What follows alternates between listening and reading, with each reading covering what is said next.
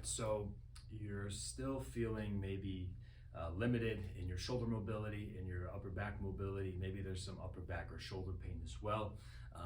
And maybe you're noticing that your upper back, your thoracic spine is not moving the way you want it to. You're noticing in maybe some of your lifts, some of your kipping pull-ups, you're not able to get as high or keep your chest up as long like you're sitting into a snatch or something like that.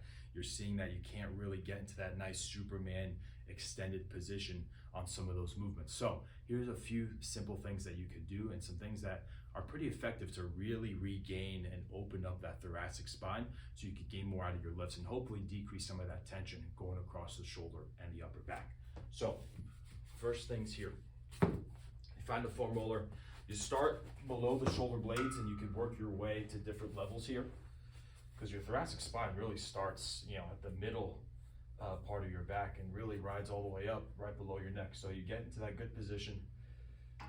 You could look up towards the ceiling, keep the chin tucked a little bit, and just work on getting those arms overhead and back. And you try to do a few at each level and see how that feels there. And then you're gonna do the same thing going this way here and give that a try. Now, as you're going further and further up, you may notice different degrees of tissue tension there. Trying to hold for a few seconds each time. You may find a spot that feels just a little more restricted, and that's totally fine. You just hang in there a little bit longer. Good. So you get about a few of those at each level. Maybe you're spending roughly 2 minutes total there. And then what you could go to next is, if you're by a rig or by a door frame, doesn't have to be a rig, you could get your arms up and you could really move into that hollow position, Superman position.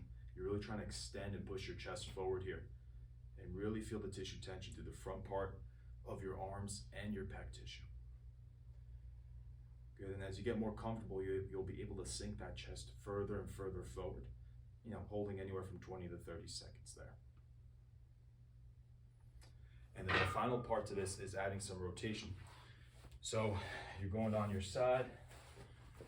You want to make sure you clear any obstacles that may or may not be behind you. The key here is really having these knees pinned down together. You're going to take the opposite hand and really rotate around, leading through your shoulder blade, reaching to the other side, keeping those knees down, and then coming back forward.